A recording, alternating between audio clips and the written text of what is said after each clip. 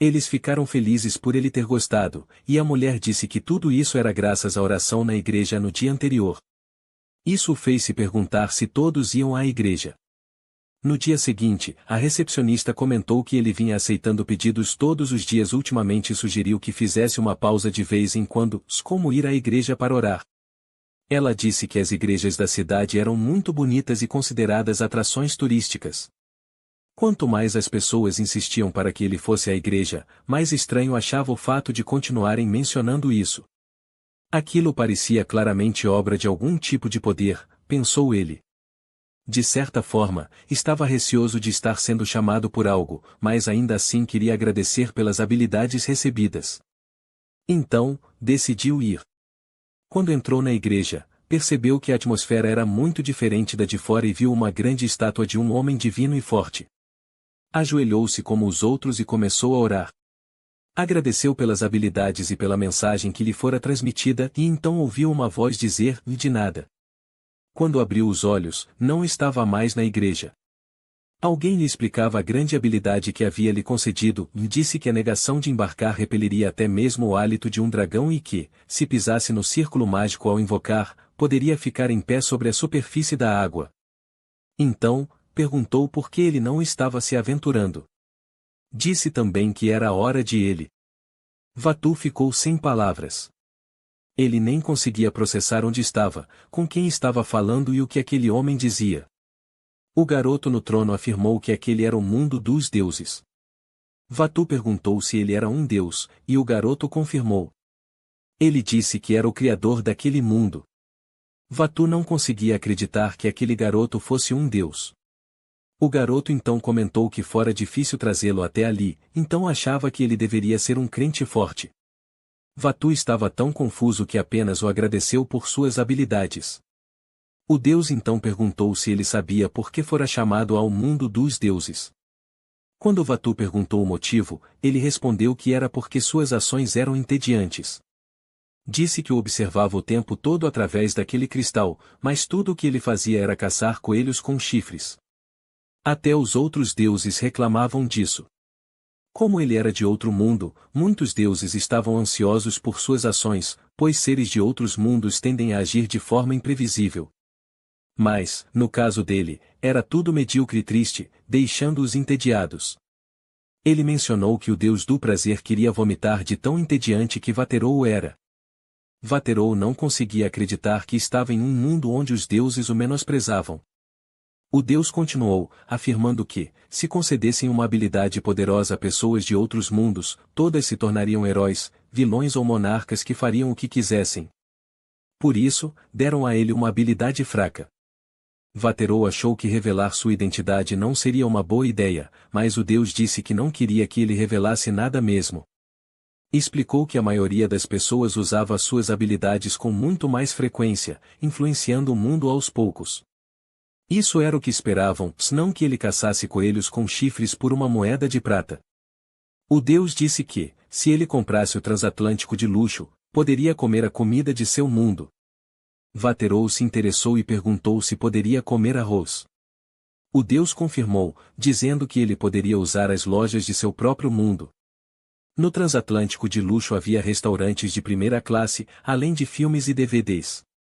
Vatu ficou surpreso com a possibilidade de ter uma vida tão civilizada. Os deuses disseram que ele não poderia usar coisas como TV ou internet, mas mesmo assim, as habilidades únicas que receberá eram incríveis. Vaterou ficou motivado e prometeu dar o seu melhor. O deus desejou boa sorte e o enviou de volta ao mundo. Com isso, Vatu ganhou um grande objetivo para sua vida naquele outro mundo. Na cena seguinte, Vaterou está olhando para o transatlântico de luxo. Comprá-lo seria muito difícil, pois custava 500 moedas de platina.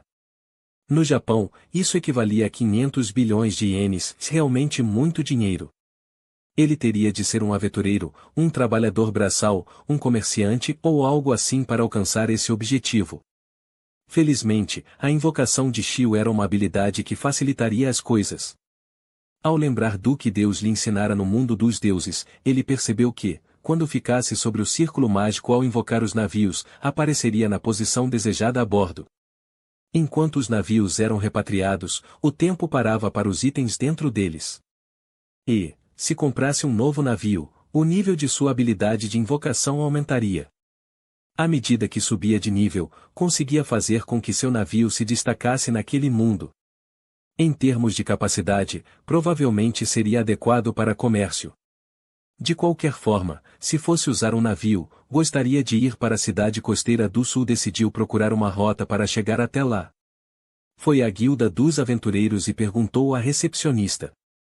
Ela disse que sabia a direção geral, mas que, se ele fosse para a cidade do sul, não poderia mais entregar coelhos com chifres, se isso pareceu deixá-la chateada.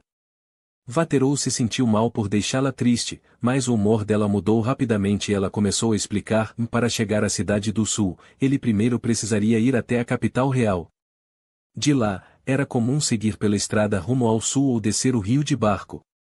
Havia também um rio entre a cidade ocidental e a capital real, que desembocava na cidade do sul, mas esse rio não era mantido, então a viagem levava cerca de 10 dias.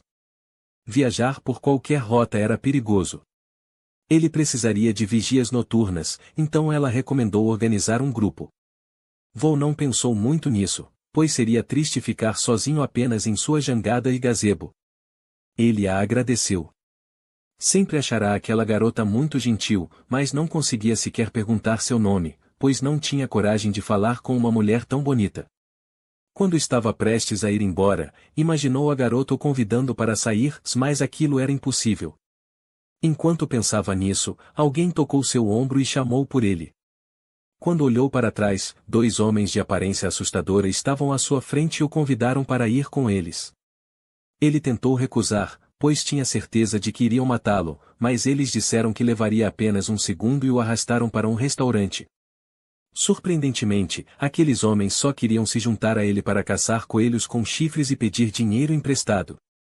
Enquanto o voo estava confuso, eles explicaram que eram aventureiros e queriam comprar novos equipamentos. Ele parecia ganhar muito dinheiro, então despertou o interesse deles. Também disseram que, se ele dissesse não, eles próprios lhe dariam dinheiro. Vaterou se levantou. Ele ficou aliviado por eles não serem pessoas mais e disse que estava satisfeito com o chá. Comentou que havia tantos coelhos que não conseguiria caçar todos, de qualquer maneira. O homem que fez a palestra se apresentou e disse que seu nome era Aldo. Aldo se ofereceu para pagar a refeição enquanto explicava como caçar coelhos com chifres. Vaterou se sentou com eles, e enquanto comiam, conversaram bastante. Aldo mencionou que em breve começaria uma jornada e que, se eles estivessem viajando, seria melhor terem companhia. Aldo concordou e disse que, se estivesse sempre sozinho, talvez acabasse trabalhando como guarda-costas de algum mercador. Guardas-costas solo não recebiam pagamento se estivessem abaixo do nível D, mas ainda era melhor do que viajar sozinho. Essa era uma opção para Vaterou. Aldo explicou que, se ele não conseguisse derrotar algo simples como um goblin, não poderia atuar como guarda-costas. No dia seguinte, Vaterou começou a se preparar para a viagem enquanto ganhava dinheiro caçando coelhos com chifres. Ele treinou com arcos e lanças na guilda e, aos poucos, foi acumulando comida na jangada. E hoje, ele iria com Aldo derrotar alguns goblins. Aldo disse que, se houvesse um goblin, deixaria um para ele. Enquanto caminhavam pela floresta, Vatou estava muito nervoso. Eles encontraram uma gosma primeiro. Aldo explicou que elas eram as limpadoras da floresta e digeriam e limpavam os cadáveres dos monstros. Vatou perguntou se podia tocá-la, e Aldo avisou para tocá-la apenas um pouco, pois, se ficasse tempo demais, ela poderia capturá-lo. A gosma era tão macia e gelatinosa que Vatou ficou maravilhado e até quis ficar com ela. Aldo pediu para ele se acalmar e perguntou se ele tinha a habilidade de domar criaturas, porque, se não tivesse, não poderia entrar na cidade com aquela gosma. Ele acabou se desculpando por tê-la pegado, e então continuaram o trabalho. Goblins começaram a surgir em direção a eles. Todos começaram a abater os goblins, e Aldo deixou um para Vatou. Ele o cortou com sucesso e, com um golpe na garganta, conseguiu derrotar seu primeiro goblin. Tudo o que faltava para coletar as pedras mágicas do Goblin era seu coração e sua orelha direita. Vatal estava tão enojado com os monstros que nem conseguia ouvir o que Aldo dizia. Ele tinha certeza de que não era adequado para o trabalho de aventureiro. Eles voltaram para a cidade e comemoraram sua primeira caçada a goblins. Aldo perguntou quando ele partiria, e Vaterou respondeu que planejava partir em uma semana.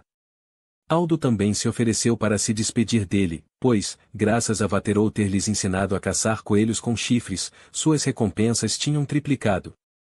Vataru então saiu do restaurante e foi à guilda dos aventureiros para se despedir e agradecer a garota com orelhas de raposa.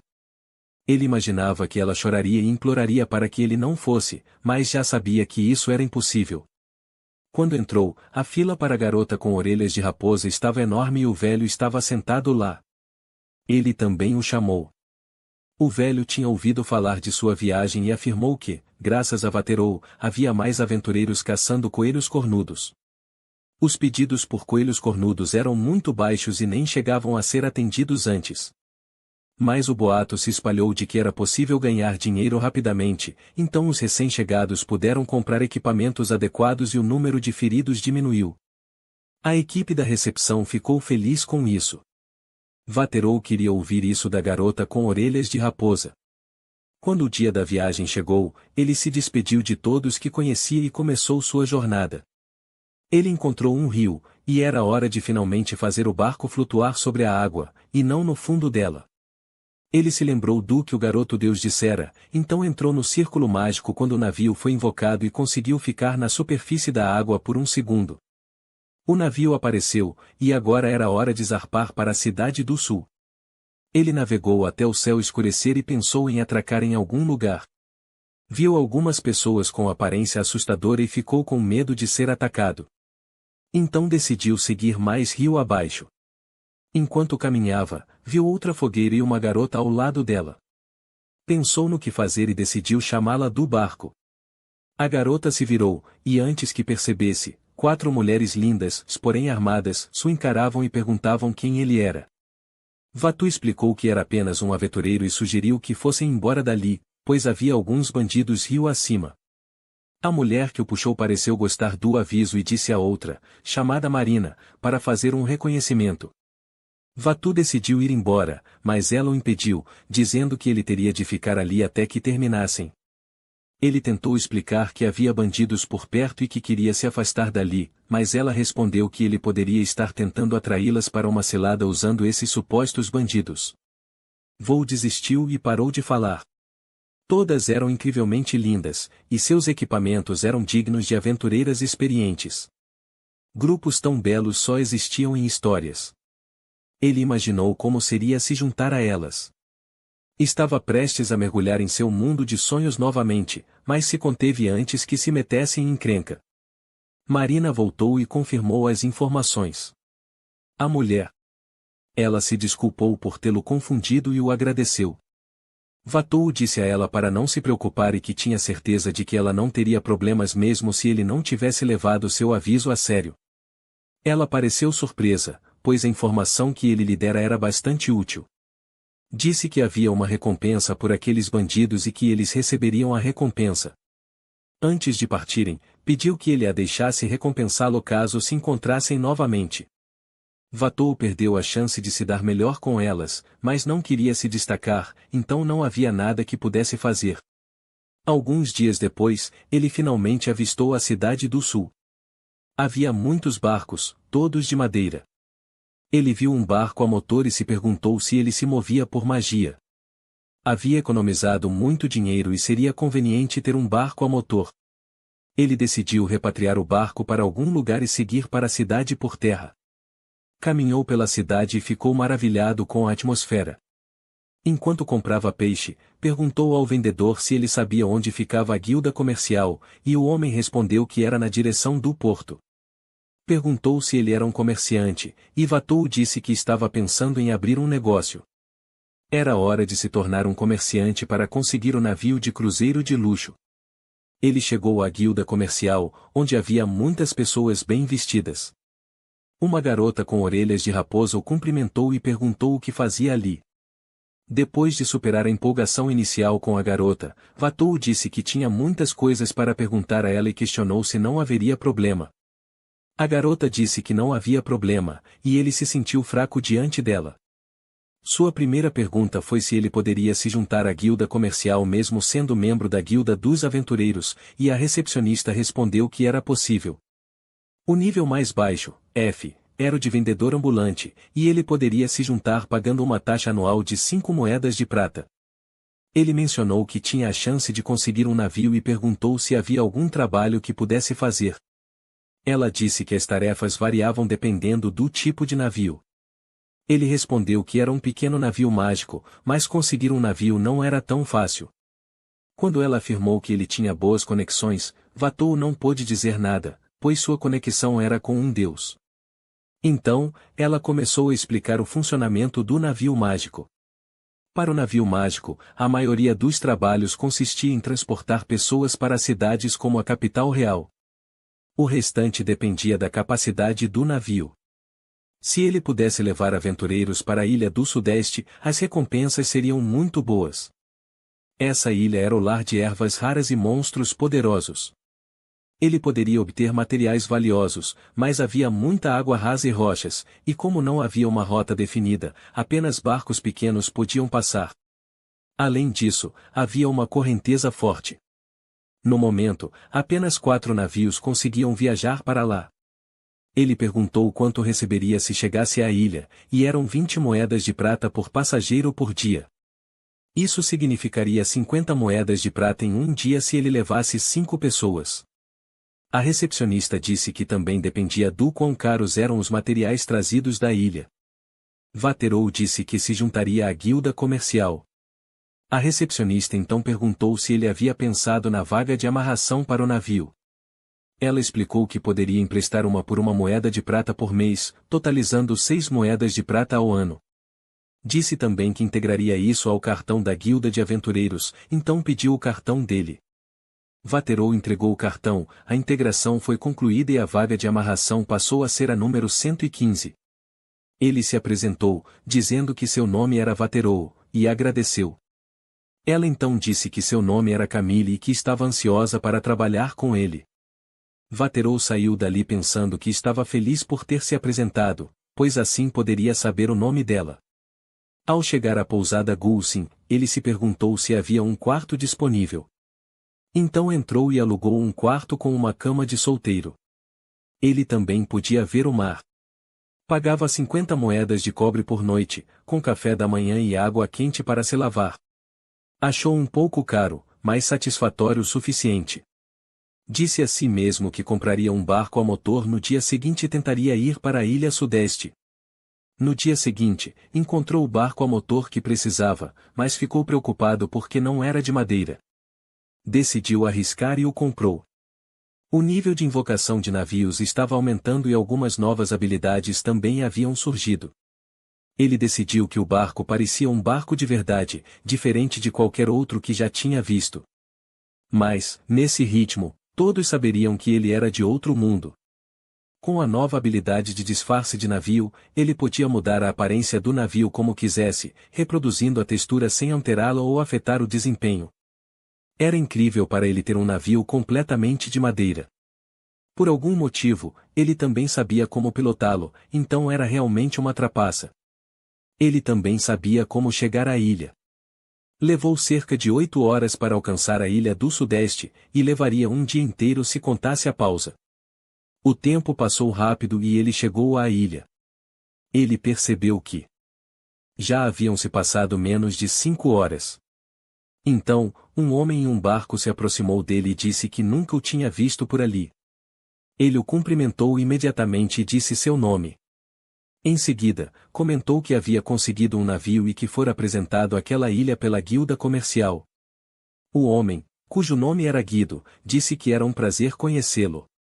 Guido afirmou que mais navios seriam bem-vindos, pois estava recebendo muitos pedidos e, por isso, muito ocupado. Vatou disse que estava ansioso para trabalhar com ele e perguntou se havia algo que precisasse providenciar ou algo que ele devesse saber. Guido explicou que, uma vez que um aventureiro entrava em uma ilha, não retornava por alguns dias. No entanto, caso ficassem gravemente feridos, poderiam ter que voltar à cidade repentinamente. Também disse que era por isso que eles precisavam sempre ficar por lá. Vatou concordou com tudo. Então, ele correu para comprar algumas coisas para o barco e algo para fazer na ilha, já que estavam em segurança na ilha sul. Vaterou trocou algumas roupas, comprou utensílios de mesa, uma panela de ferro e muitas outras coisas. Ele acreditava que poderia ganhar muito dinheiro com isso e pensou que seria capaz de comprar outro barco em breve. Nesse momento, um homem com uma faca, vestindo um moletom com capuz e sem mostrar o rosto, aproximou-se de Vaterou e tentou esfaqueá-lo, mas não conseguiu. Ele ficou chocado e tentou entender por que o homem fizera aquilo. O agressor perguntou se o barco pertencia a ele.